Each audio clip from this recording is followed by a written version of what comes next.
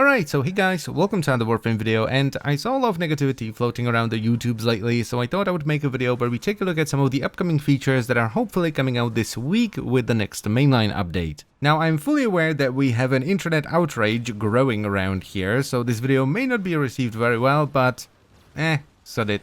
So in at number 1, we have the rework of the daily tribute system, or the login system. Now what they're doing here is they're basically giving you choice when it comes to milestones. So instead of them being set in stone, like you get this on day 50, this on day 100, and so on and so on and so on, you will always be presented with a choice of 3 items you can choose every time you hit one of those milestones. And that's pretty much all that matters to 99% of the player base, so you'll be able to choose between different sigils and resources on days 50, 150, 250 and so on. Then you will have a choice of 3 different weapons on days 100 and 300, 2 weapons on day 500, and then you will get the final weapon on day 700.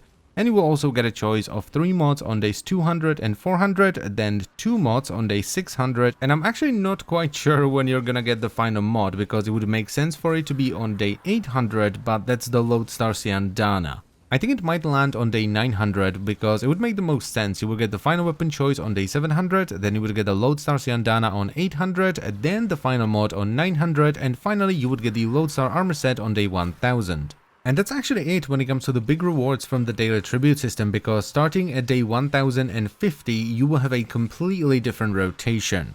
And the way this works is that once you do hit one of these 1050 milestones, 1100 and so on and so on and so on, you will have 1 out of 3 evergreen packs pop up that each have 3 items in them, and you'll be able to pick one of these items. So there is either 3 Forma, 3 Exiles adapters, or 4 weapon slots.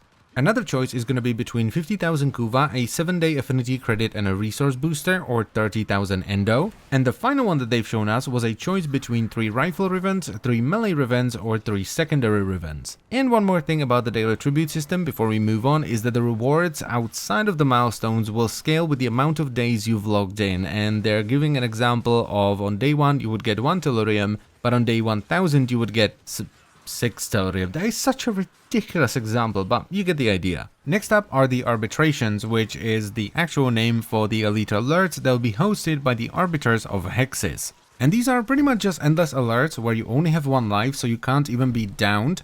They should start around level 60, it was originally 80 but they did lower it down for some reason, and the reward rotation is apparently different as well, so instead of it being AABC, AABC and so on and so on and so on, like it is pretty much everywhere else, it's gonna be A, B, C and then just C, C, C, C, C going forward.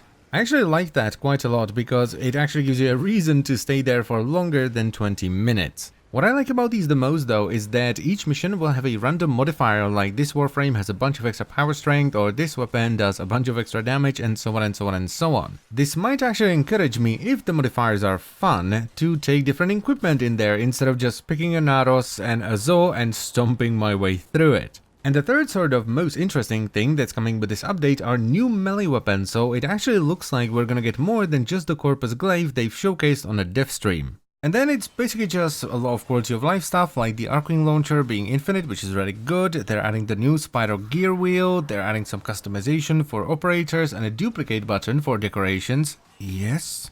As well as making pets be a little bit less of a pain in the back.